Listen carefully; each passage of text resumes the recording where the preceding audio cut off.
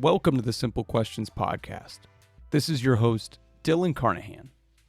The question for this episode is, how was the Unabomber investigated?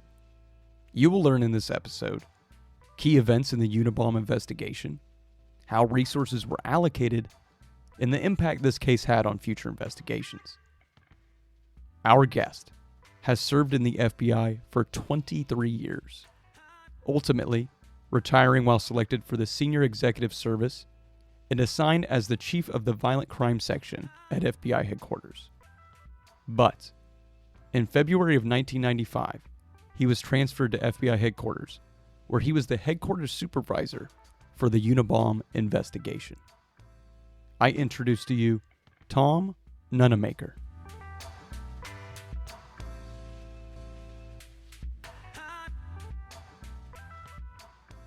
I am sitting in my room, flipping through the pages of a book called The Gift of Fear, written by Gavin Daybecker. I'm come across a story that recounts a gentleman that receives a package that is rather odd, and he's at his place of work when he receives this. He makes a comment to a coworker that this looks like a bomb or something, and I think he goes to the restroom, so he walks away from the room, and on his way down the hall, he hears an explosion.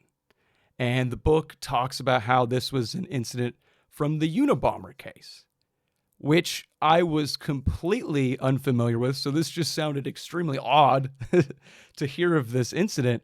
And so I went ahead and did some research and kind of learned all about this case and tried to understand the best I could. And then all of a sudden I came across a gentleman that knew a little bit more about that than I did. So Tom, can you describe when you first became involved with the Unabomber case, and what were your job responsibilities and duties for that investigation?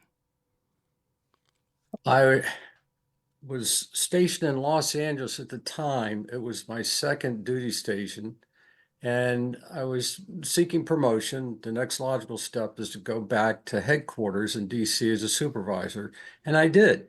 And I went to the unit that actually had oversight for the Unabom investigation. I'd been there a few months. I did a couple of projects for one of the assistant directors, and I don't know, I think he liked the way I did my stuff. And he basically asked me how I would feel about working on the Unabom task force full time. They were going to detail me to that. The Unabom task force had never had a full-time supervisor dedicated to it exclusively before. I jumped at the chance. And the first thing they had me do was go out and introduce myself, and make an assessment of how everything was going and what their needs were. So let me start right here. I'm the headquarters advocate for Unabom, and I'm there. Part of my job is to make sure they're doing what they're supposed to be doing, spending the money wisely, et cetera. And it's my job back at headquarters almost on a daily basis to brief the higher ups what exactly is going on out there. Mm-hmm. But I was a 10-year street agent. And when I got out there, I was just fascinated at what was going on with this case. So I wanted to be their advocate. I wanted to help them as best I could. Sometimes headquarters supervisors don't always get the warmest reception out in the field. And Terry Turchi, who was the ASAC in charge of the investigation, and I always told him this, I think he did the smartest thing from day one. He just welcomed me to the team and just made me feel at home. And I was sold. And I think what he got out of that was he got a headquarters supervisor that was going to do everything he could to help further that investigation, get him what he needed. So other than I took monthly trips out there, I wasn't really a part of investigative decisions, what we're going to do, when we're going to do that. They'd run things by me, which was nice. But I was sort of the administrative guy back at headquarters, getting them what they needed. And sometimes that was tough because they were starting to get resources from all over the FBI, and there were other FBI field divisions and personnel and stuff. They didn't like losing all their resources. I was rotating in TDY personnel. I looked at the budgets. I got them money. I got them cars. I got them extra agents. I tried to get them analysts. Basically, mine was mostly an administrative function, but I tried to just get everything I could for them because I felt that strongly about what they were doing and how they were doing it. The UNABOM task force in San Francisco was just incredible. So with this role that you have, right? You're providing support, you're analyzing their needs. It would make sense that you had a good feel for their needs as well as some of the challenges they face. So can you describe what were some of those initial challenges that the investigative team faced when you were there, and how had they evolved over the course of this investigation? Priority number one was manpower, agents, and especially analysts, computer support, computer equipment, budget. I mean, no one had a clue how this was going to burn resources the way it had been burning. The original, after his initial bombing, I think 1970, I'm trying to think when the first one was, 1978, they set up a Unabomb task force in San Francisco, and it didn't have many people. It had representatives from ATF, U.S. Postal Service, obviously the FBI. But it wasn't until Terry Turchi was assigned to oversee it, I think in 1994. Uh, and Terry is my hat's off to Terry. He reorganized that task force. He started looking at things he needed. I showed up on his doorstep in 1995. We worked pretty well together, and I came back to headquarters, and I had to justify everything. I had a job to do, but I mean, I briefed the assistant director almost on a daily basis, violent crime section chief on a daily basis, had to write a report every day that went to the director every morning. And those were the things that I hope helped Terry get the resources that he really needed. I got him support, photographic support when they needed it, SWAT support. Um, I mean, things like vehicles. I mean, it's just amazing. They needed a little bit of everything. They were doing a hell of a job with what they had, but by increasing the resources, manpower, equipment, training, set up a lot of training conferences, I think that really helped. Before it's all over with, they had about 150, 200 people, dedicated agents and analysts just working in San Francisco. They had 3 computer squads working 24 hours a day, analyzing that. At some point, we'll probably talk about the volume of leads. I've never seen anything like it. Any case before, any case since that, and they all had to be flushed out, and that takes manpower. Wow. I mean, it seems like an extensive, lift to not only have this investigation, but to coordinate between all the other agencies and needs to continue this investigation. Well, the nice thing was we had some smart people back at headquarters. A lot of times when a case becomes this big, uh, uh, people at headquarters, I don't want to say want to micromanage. Obviously, to do their job diligently, they want to know what's going on. But I will say that they gave Terry and the SAC, the special in charge in San Francisco, Jim Freeman, they gave him the latitude to basically run this in the field, which is how all investigations are run and should be run, and headquarters provides the oversight.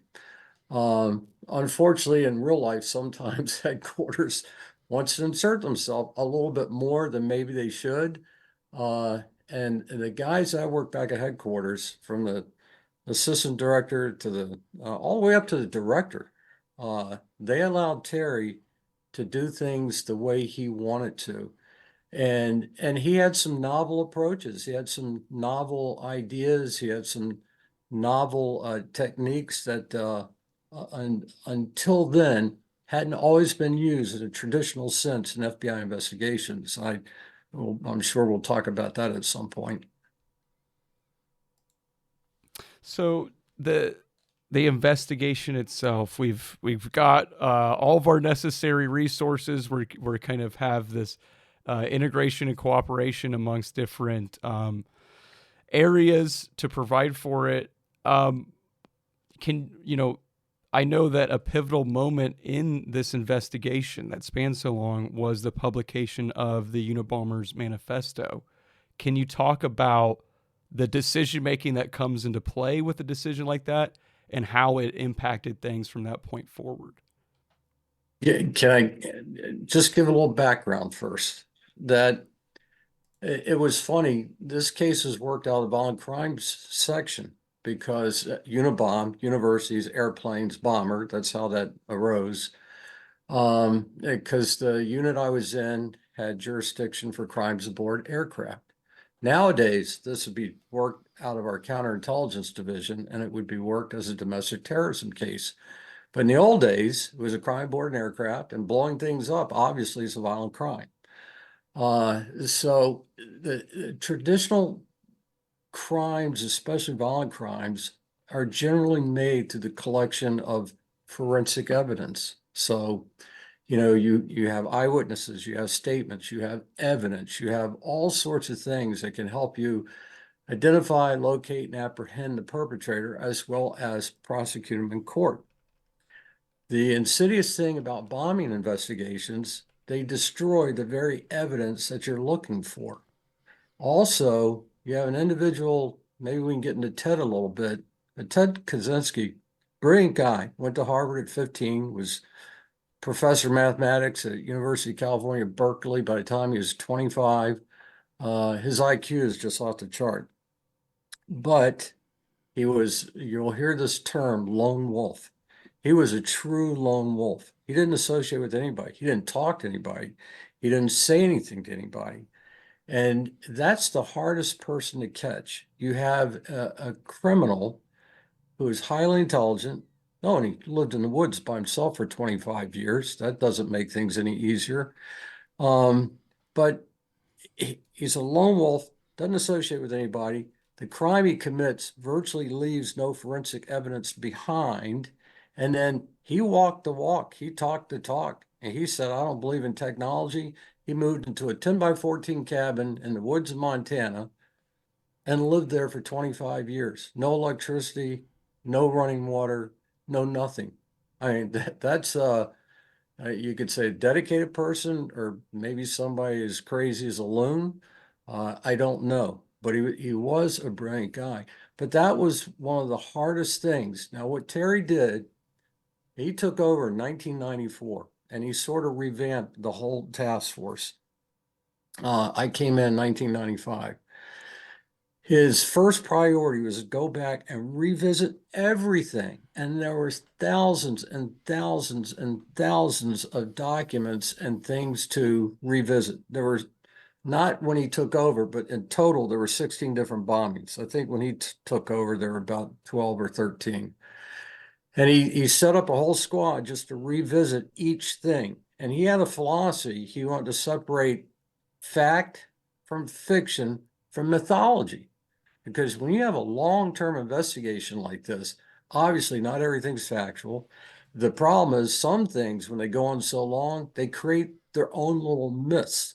So his concept, I want to bore down, I want to drill down, and I want to get to the facts, and I want to deal with the facts. So with that said, forensic evidence didn't really make this case. Terry was a big believer in integrating behavioral analysis with the collection of forensic evidence.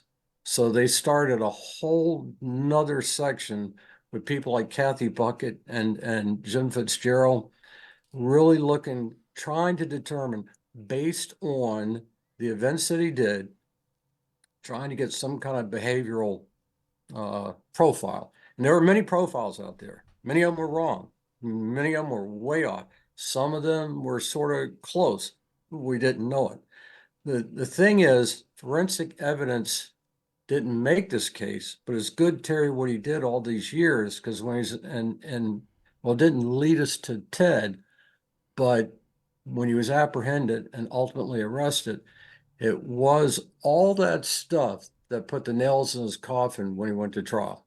I mean, that's so all those years of collecting all this information didn't lead us to Ted, but it certainly made everything a lot easier when we got to the trial phase. So now to answer your question, yeah, 1995, he sends a manifesto. He'd actually started writing the different people, papers and stuff, I think about 1993.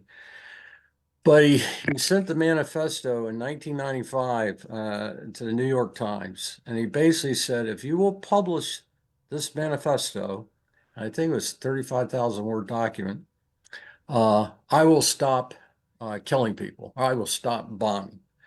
And in newspapers and law enforcement, they don't like to negotiate with criminals. They don't want to negotiate with terrorists. They don't want to set a precedent of doing so. You can only imagine at the highest levels, the director, Janet Reno, the attorney general, the owners and managers of the Washington Post and New York Times met several times to discuss the merits, the pros and cons of publishing this manifesto.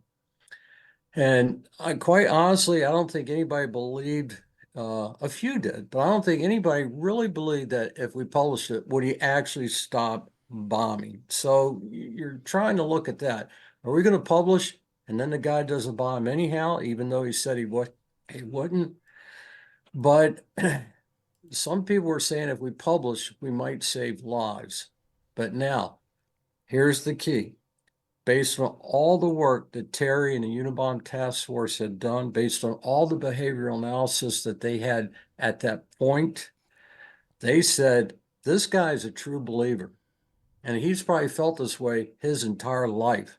So as a student, as a child, as a teacher, somewhere he's espoused these feelings before. And that came from the behavioral analysis. This wasn't a guy making this stuff up, like a smoke screen. This guy felt it like this, the way he did about technology and everything else, probably his entire life. So there is a belief that someone out there, if they publish this, is going to recognize the writing, the style of writing, or the actual writing itself. That leads us up. It was published. I think within a few weeks, we had 50,000 new leads that you got to run down and cover. Everybody in the world said, I know who it is. He was at McDonald's yesterday. It's my brother-in-law. It's my ex-husband. I mean, it's crazy. When you use the media, it's a two-edged sword.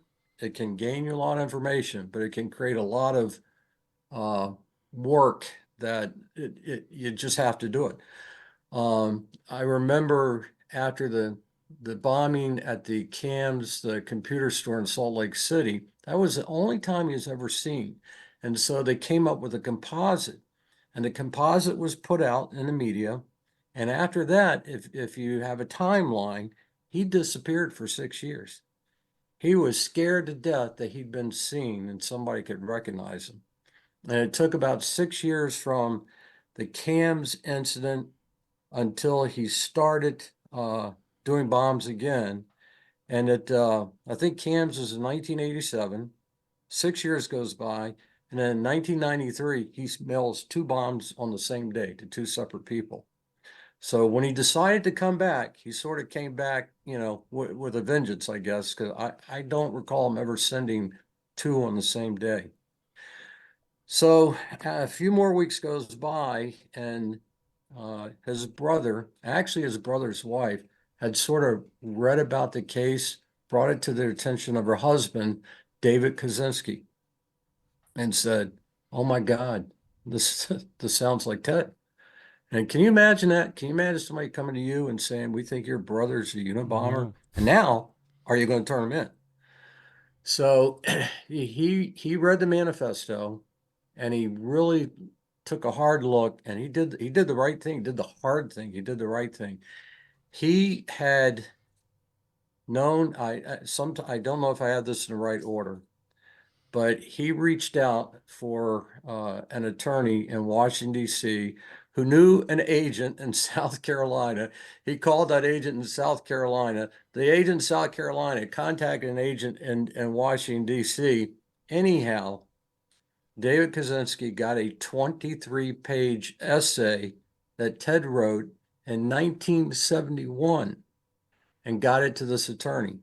And then the attorney contacted, well, we'd been contacted, but then we made the arrangements to get together with the attorney and to get the essay, and ultimately to talk to David Kaczynski and his wife, who were really nice people. And I really felt bad for him.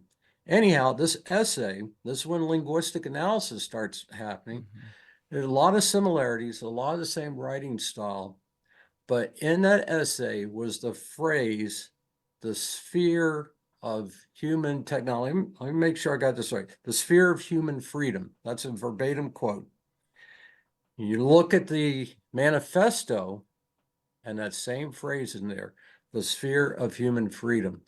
That was pretty damning evidence. That's when I think everybody on the Unabomber task force started thinking, maybe we have our guy. So there's a series of meetings. I can't really tell you the exact timeline, but at some point they do end up, they visit Ted Kaczynski's mother with David and his wife and FBI personnel. And she goes through some stuff and she gives them some writings and letters that she had. And there was a phrase in a letter to her. We all say, you can't have your cake and eat it too. That's the way most people say it. Yeah. But in the letter to her, it said, you can't eat your cake and have it too. Well, and in the manifesto, there was that phrase, you can't have your cake. I'm sorry, you can't eat your cake and have it too. So there's another linguistic thing besides writing style that they're just verbatim, and those aren't things people say very often. It really just didn't think it was coincidence. So that's what really started everything. And they started digging, they started looking. Now we know who he is. And also talking to David, guess what? We find out that Ted grew up in Chicago, which is where we thought the Unabomber was most likely from. He had lived in Salt Lake City. He had worked at the University at Berkeley. He was all the places where some of the bombs were sent to, dropped off, or mailed from. So all of a sudden, the dots start connecting. Yeah. A point came where they decided, okay, we know he's in Montana because his brother helped him build the cabin years and years and years ago. And we put up surveillance there, which was pretty hard to do because Lincoln, Montana is not the biggest city in the world. And he was out in the middle of nowhere.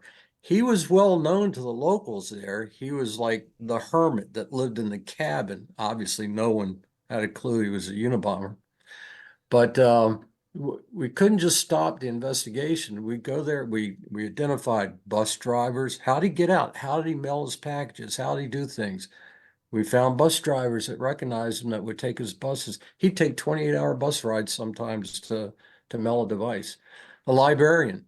We learned later that the people that he targeted were all done randomly. That's another reason. There's no commonality between the victims. So, and trust me, we checked that out. He'd gone to the library in Lincoln and he would basically look at books and stuff, and he would sort of pick out targets at random while he's in the library. We found a hotel that he stayed in like 30 times, and the times that he stayed in coincided with a lot of times that he probably had to leave the area to go mail or place a device. So we think he was like going there, getting cleaned up so he can get on a bus or whatever and go somewhere else and mail or plant a device. So a lot of investigation occurred there. How do you keep that secret? We got a lucky break. At the same time, there is a anti-government group known as the Freemen and they were having a standoff with the FBI in another part of Montana, virtually at the same time that we're doing all the stuff with Ted. And so it didn't look unusual that all of a sudden all these FBI resources are around because everybody just associated it. They were there because of the Freeman. So that helped us. In the meantime, we set up in the woods around him. We can't let him out. We can't let him go out and mail another package.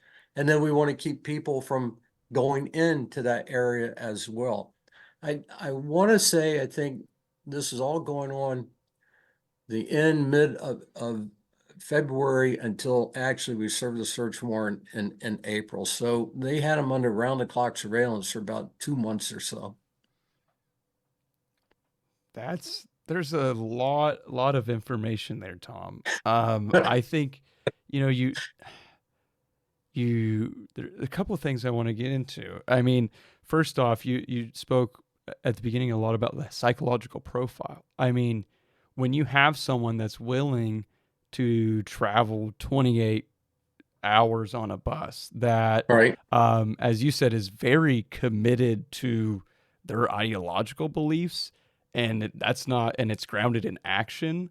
And there's just a lot of things that would be deceptive when investigating this, that are just kind of honestly perplexing. And I hate to use the word empathize, but to kind of imagine to an extent that someone would be that willing. And you talk about the victims, how they were kind of random. Can you talk a little bit about who was targeted over the course of this time period? Well, yeah, he targeted the president of United Airlines at one time. He sent packages to Boeing Fabrication Center in Washington, state of Washington. He'd put a bomb on an airplane. I think it was his third bomb that was going from Chicago to Washington, D.C. And thank God there were about 75, 80 people on that plane. It went off, but it started a fire. If it had exploded like it was intended, that plane would have crashed. They were able to make an emergency landing, and no one, some people I think were just injured, but nobody was hurt because of probably more from smoke inhalation than anything else. I'm just trying to think where I was going with that. He was definitely dedicated. Like I said, he walked the walk, he talked the talk. When you say it took a lot of commitment to take a 28-hour bus ride, what kind of commitment do you think it took to live in a 10 by 14 cabin? And I've been in it. My bedroom closet's bigger than his cabin. And 25 years, no water, no electricity, no nothing. Everything was made by hand. This is another reason he's so hard to catch. Not only is he a lone wolf, not only is his victims picked randomly, all of his materials were made from like items you get anywhere, or from a dumpster, or from, he didn't use anything special. He made everything by hand because he had no power to use tools. And so even when you would find some remnants of a bomb at one of the crime scenes, they were so easy to acquire. It's not like you can trace it right back to the manufacturer and see who that manufacturer sold it to and try to locate somebody doing reverse engineering, so to speak. Uh, Hey, he was good. He took a bus because guess what? When you get on a bus, nobody checks your, especially back then, you're pretty anonymous. You get on a bus, you go somewhere, you get off, get on a bus, you come back. It's not a big deal. I mean, he actually changed the way things were mailed. He actually changed the way things, airlines. This is long before the events of 2001. There was a time he actually almost shut the airline industry down. When he wrote one time and said, "You've got to publish this. If you don't do it in 6 days, I'm going to blow up another aircraft." I mean, I remember that time. People were just freaking out. Nobody wanted to fly. The airlines didn't want to operate. The security just went through the roof. Um, when you think about it, he's one guy and the power that he wielded, it's phenomenal. It's amazing what he was able to do. And you look back at the scope of things, 16 bombings, only 3 people were ever killed. Several more obviously were injured. But I think that's what scared people is the randomness of it.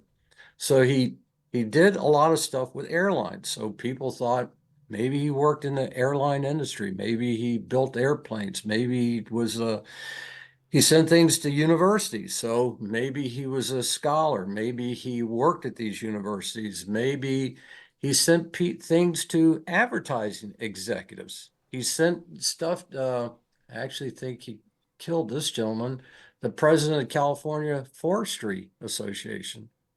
There were 2 people that had the last name of Wood, Percy Wood. I think he was the president of United Airlines. Um, so some people thought he had this fascination with the ecology, had this fascination with protecting the trees because the word wood sort of popped up every once in a while. There are a lot of roads that had to be gone down. There were a lot of roads that were dead ends. But again, you have to check everyone out, and that's what's so manpower intensive. So there's one of the things, if you could highlight more for us, I know that it's not always easy to capture the essence, zeitgeist, spirit, whatever you want to call it, or emotions of that time period. And so, over the course of such a long duration, what was kind of the public sentiment and media coverage like of these events that were unfolding? You know, obviously there's always a reaction after an event. And then when he came out and threatened to blow up an airplane if they didn't publish a manifesto, honestly, it sort of ebbed and flowed. Again, like I said, disappeared for 6 years at one point. So people sort of forgot him. When someone disappears off the radar like that, they usually think they're dead or incarcerated.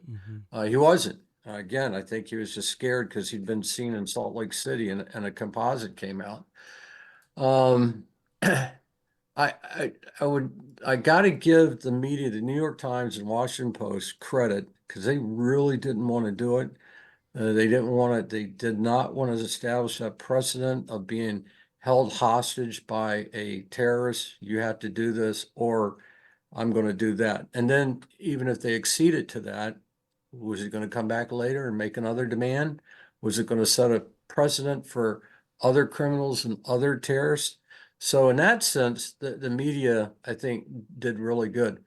Media is like putting a composite out or publishing a manifesto. Again, it's always a two-edged sword. When you go out the media, that force multiplier that expands our eyes and ears. There's people out there looking that we can't be everywhere at once, right?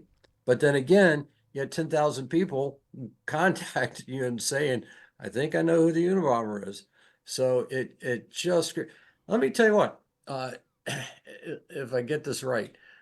There's a young agent, I think her name is Molly Flynn. She worked at the FBI headquarters. And do you know how many times the Unabom task force, dozens of times a day, the phone would ring, I know who the Unabomber is. The Unabomber is my brother, et cetera, et cetera.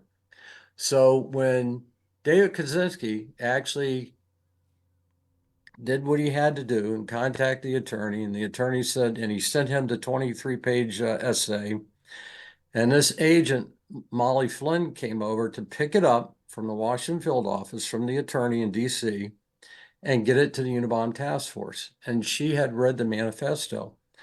You know what a big fear is? A big fear is, because I mean, I think I sent you an email. There were like 175 databases we were using. There are tens of thousands of pages of documents. I mean, just amazing. You know what the biggest fear was? That we had something that told us who the Unabomber might be, but was so buried. That's the other thing. Even working 3 shifts round the clock, doing all this analysis and computer analysis, your fear is we've got that information under one of these 3, 4, 5 foot stacks of paper, and we don't know it yet. Thank God that wasn't the case. But Molly Flynn took a look at that and she had the presence of mind. There was just something about that. She contacted the Unabom task force, talked to one of the supervisors there and said, you need to look at this. Don't let this just take the this route and be addressed in order. You know what I mean? Because nobody knew how important it was at that time. And so we gave that priority because it really concerned her that much. And that's when we first noticed those similarities to the manifesto. And that's what got everything headed in the right direction. Yeah. So, No, it's certainly you know, the magnitude, right? The magnitude of information that you're continually having to process and vet and qualify those leads, and then the fear base that potentially you've missed something, or maybe the fear that you have so much information that um, you haven't gotten the right information yet. right, right. Now, to get to what you kind of walked through earlier, some kind of critical points leading up to kind of the once you had narrowed your sights in on Ted Kaczynski, you're kind of surveilling the area. Can you walk us through the events leading up to his capture and the strategies that were used that led to his arrest? Yeah, it's public knowledge that at some point there was a leak. I mean, you talk about keeping the lid down tight. Nobody want anything to get out. Um, Obviously, if Ted Kaczynski knew that we had identified him, he'd probably destroy evidence. Who knew? He might kill himself, might blow himself up, disappear in the wind. So that's why we had a perimeter set up for about a month and a half. Um, there was a leak. If I recall, Dan Rather called the director of the FBI and said, "We understand that you've identified Ted Kaczynski as Unabomber." And the director asked for 24 hours before anything came out. I wasn't there. I assumed that was agreed upon. And so that sort of forced us, we got to serve the search warrant, which we'd spent weeks and weeks and weeks developing probable cause. The search warrant affidavit usually contains things like, okay, PIN register information, who's calling who, Title III information, recorded conversations, criminal conversations, surveillances. I saw the bad guy meet with that bad guy, eyewitness accounts, et cetera, et cetera, et cetera. We didn't have a lot of forensic information or evidence. We had more of this behavioral stuff. And it's hard to put that into a search warrant like you can just physical forensic evidence. Anyhow, we got the search warrant. It was executed. He lived alone. He didn't trust anybody. There was a forced, I want to say ranger. I apologize. I don't remember his name.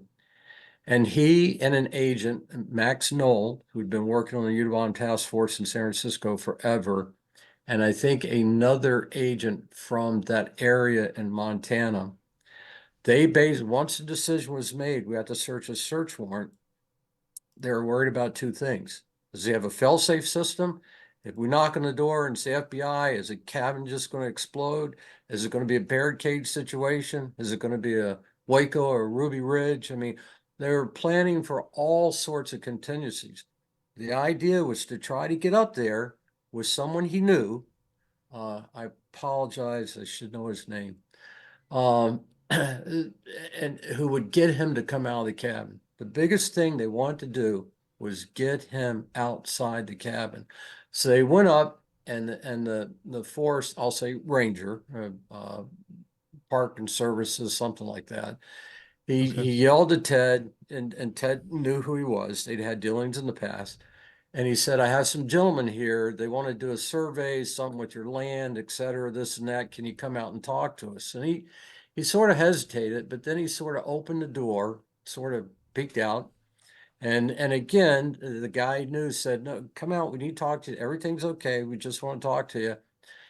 He started to come out and then he started to go back in, at which time the ranger just grabbed him and pulled him outside. They were not going to let him go back inside that cabin. And then sort of the tussle is on, and then Max Knoll, the FBI agent, they get everything under control. They get him handcuffed. He's not arrested at that point.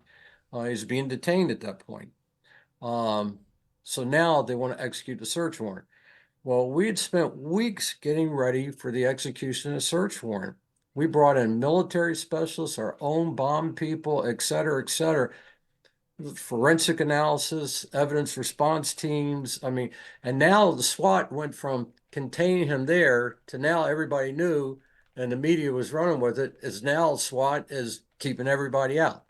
So they didn't even go in the cabin, I think, for about 24, 48 hours. They were worried about him. He's a bomber. They were worried about him having booby traps and stuff on his property, booby trapped inside the cabin, et cetera, et cetera. So it was done in phases. They had to clear the property, they had to clear the cabin before you can even let investigators and evidence collection people go inside the cabin. Then when they went inside the cabin, they found I think it was a 40,000 page handwritten journal, which described his bomb experiments. It had a lot of stuff. He loved to write about everything. He talked about some of the Unabomb crimes. He talked about his philosophy. I mean, 40,000 pages handwritten. They found bomb making components, and then they found one live bomb ready to be mailed underneath his bed. So once we got in, now you're getting the forensic evidence. This stuff was invaluable at trial when he went to trial, I think in 1998. So hopefully I Yeah. covered that for you. Yeah, no. So, and again, I think this just kind of the magnitude grows further, right? Because you've done all this investigative work, and then now you have this, all of this forensic material, and then you got to investigate that further, right? Because at this point, detained, um, can you talk about how that proceeds and how you approach things, knowing that you're going to have a trial after that? I'm going to reach for a piece of paper. I'm trying not to do this. I don't want to mess up the numbers. I think I may have sent something like this to you.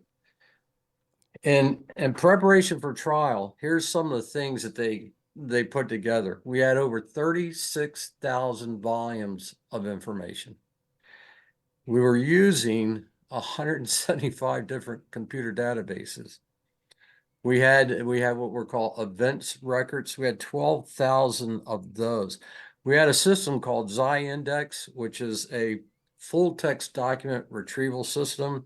So we had 60,000 documents in that system so we could retrieve them very quickly if and when needed for trial. We had 1,400 actual physical exhibits. And we had like 25,000 other pages of evidence, I guess of documentary value. I remember going into the garage in San Francisco. This is a massive building. And they just had tables and tables and tables and tables set up in there. And all the stuff was on these tables. I mean, it was incredible. The volume of information, because now the FBI's job, not really done, but now the U.S. Attorney's Office, they're the people that prosecute. So now they're dealing with all this stuff so that they can get a successful prosecution. And as I said earlier, it wasn't the forensic evidence that actually led us to Ted, but it's the forensic evidence at the end which gets him convicted. Yeah, and can you talk a little bit about the sentencing and what happens, with that prosecution? Yeah, there was a time his original attorneys wanted to plead him uh, uh, innocent by reason of insanity, and that infuriated him. I think he actually fired his original attorneys.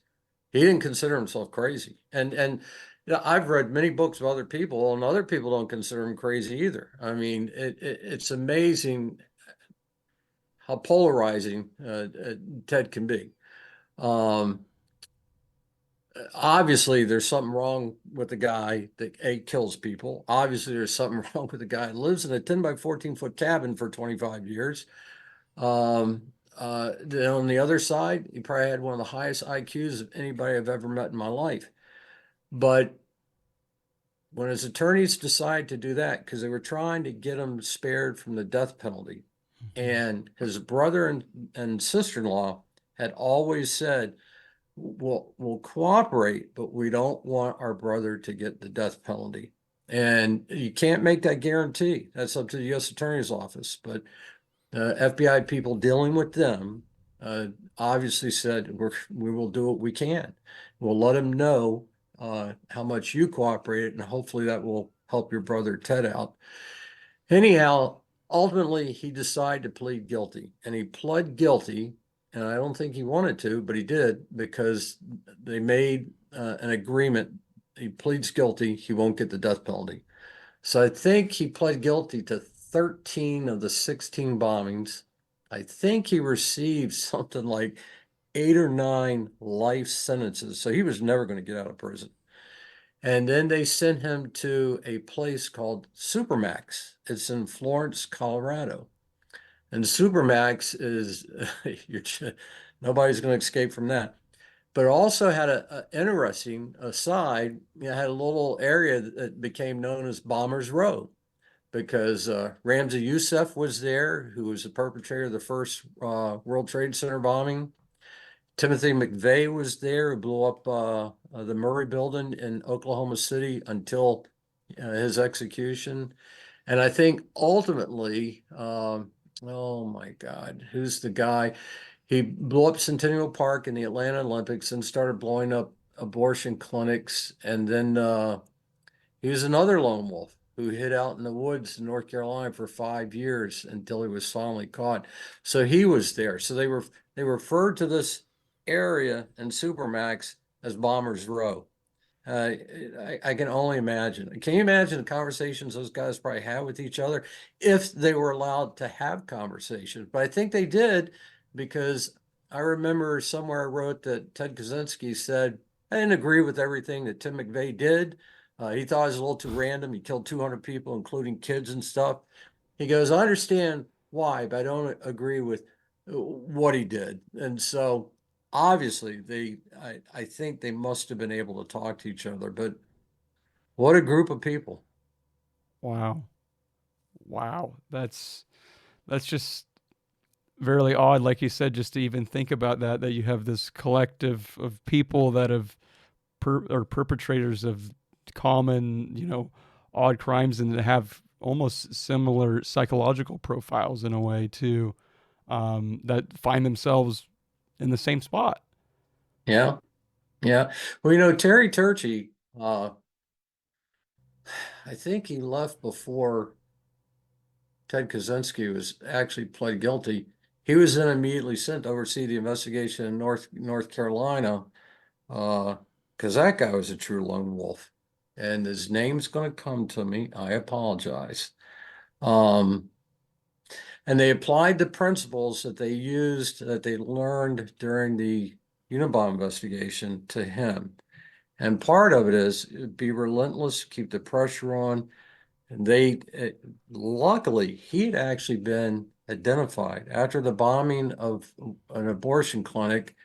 As the story goes, everyone else is running towards the bombing, and some alert civilian saw this one guy sort of walk away from it, which was highly unusual, get in a car and drive away. He gets a license tag.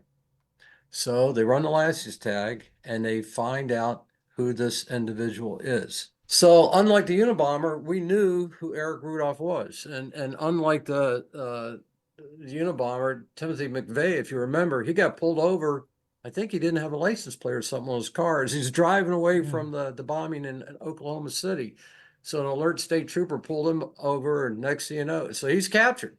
He was a woodsman, and he was a survivalist, and he was a lone wolf. And he lived off the land. He would break into people's cabins and do all sorts of stuff. But by keeping the pressure on, Terry brought in massive amounts of manpower in that one, because based on his behavioral analysis, they knew what he would try to do, where he would probably try to hide, how he would try to survive. And the pressure was so relentless that at some point, I mean, he was virtually starving. So then he would start sneaking into little local towns and trying to find clothes, go through dumpsters, get anything to eat, etc.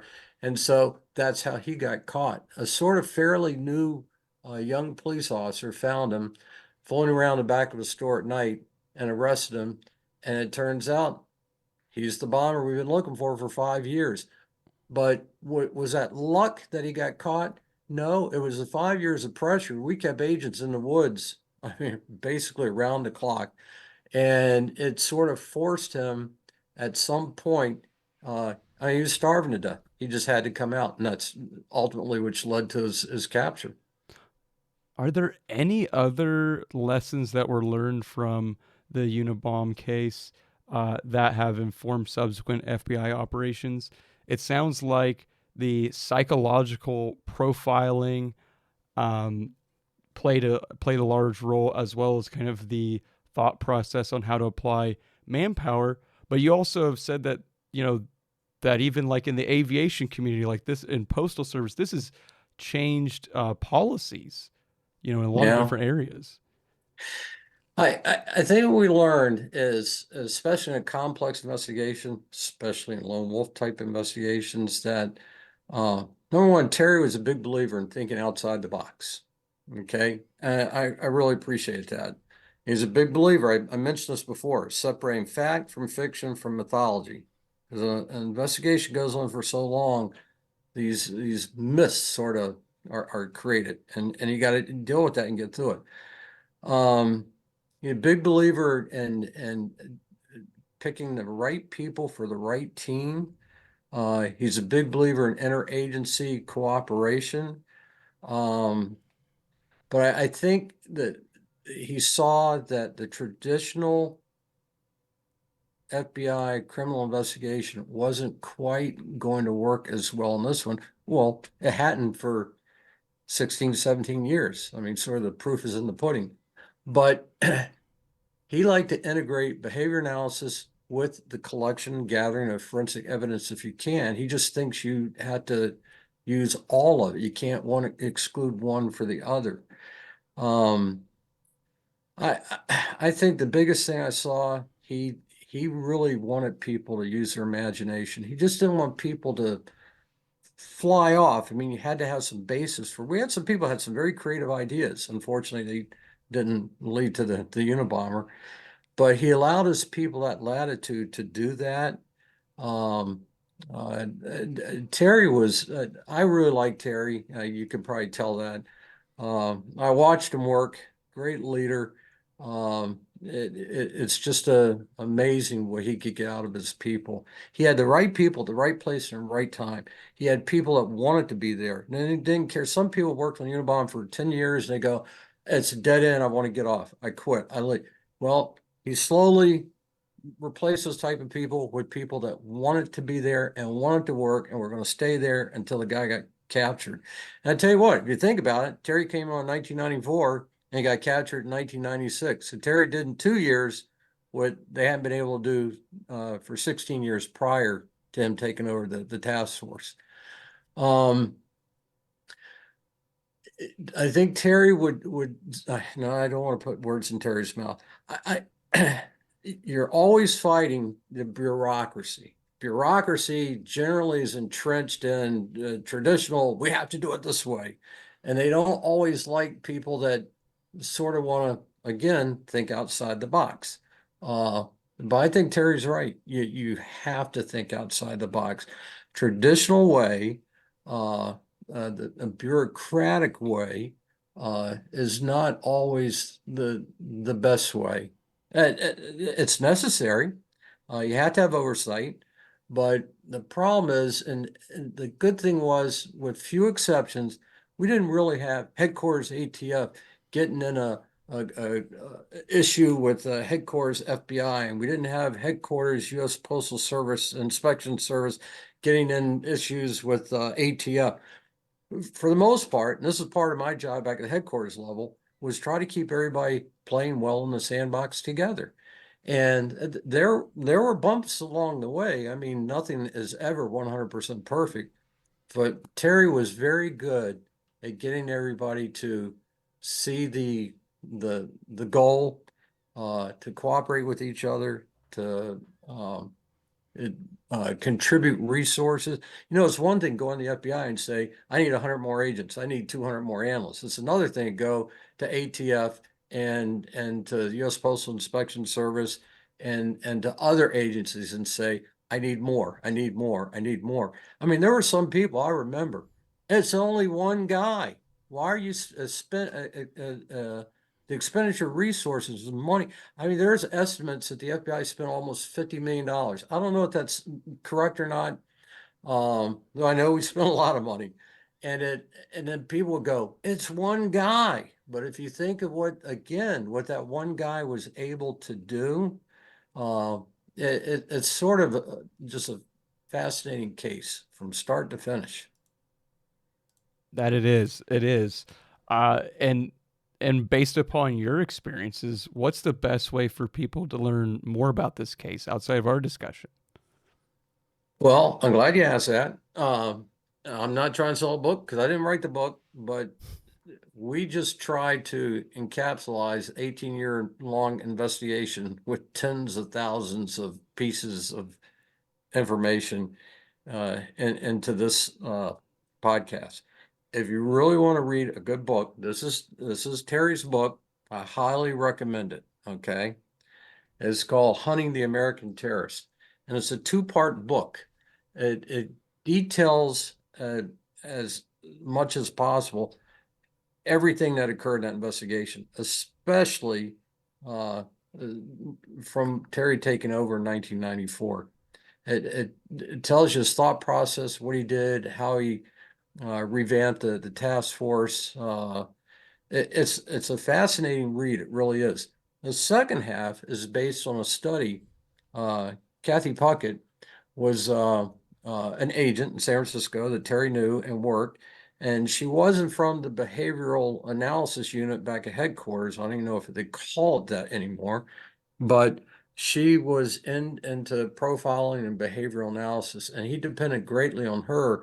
And she ended up after this case and the other case in North Carolina, producing a paper, and sort of the last third of this book is the paper she presented, the best way, the things to consider when you're looking for terrorists like this, as lessons learned, best practices from everything they had gained from the experience of working the Unabomber case, what they saw in the Oak Bomb case, and everything they learned in the Atlanta bombing case. And if you remember, they had, I don't know but somebody had profiled a security guard, and he was under intense scrutiny as the person who was the bomber in Centennial Park in Atlanta. He was the wrong guy. He fit too many of the boxes you can check real easy. Uh, and so they zeroed in on him, and that was not good. And then it turns out to be this true lone wolf, um, who he used to, I think he referred to himself as the army of God, because a lot of these people, even Kaczynski, if you remember, he had put the initials FC on some things, and he referred to himself when he wrote as the Freedom Club. So that was just a way of him trying to say, it's more than me. I belong to a group. There's a lot of us out there. Well, the Army of God's the same thing, but they were both true lone wolf terrorists who didn't associate with anybody. So it's a good book. If you want all the details that I've left out, I would encourage you to read that book, and then you can get an insight. Kathy wrote a great paper that very interesting if you want to get into like the mind of this type of person. We'll be sure to include the things that you mentioned, Tom, within the show notes for people to check out. When I Tom, when I think of you in my mind, okay, and I think about your career, being that you served in the Marine Corps, the extensive time that you spent at the FBI, and that you're a firearms instructor, one word comes to mind, and that word for me is service. You have lived a life full of service, and you continue to do so. So I want to thank you for not just sharing your time and knowledge today. I want to thank you about how you've lived your life, and just say thank you. I appreciate it. It's nice of you to say that, and I just didn't do anything that most other people don't do. Uh, Probably my thing was I did have an extensive background, and I was a street agent, SWAT investigator, et cetera.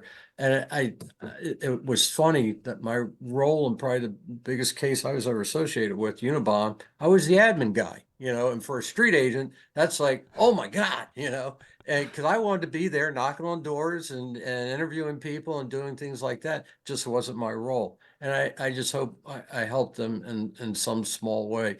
As for the other stuff, my service, I loved it. So I appreciate you saying that, but I'd have paid to do all the things I've done. And it just, it's been fun. That wraps up our conversation with Tom. We talked about the role the media played, the psychological profile of the Unabomber, and the sheer volume of information collected. Go to this episode's show notes to see any resources Tom mentioned during our episode. And lastly, subscribe to the Simple Questions podcast to get notified when our latest episodes are released. Thank you for listening, and remember to keep asking questions.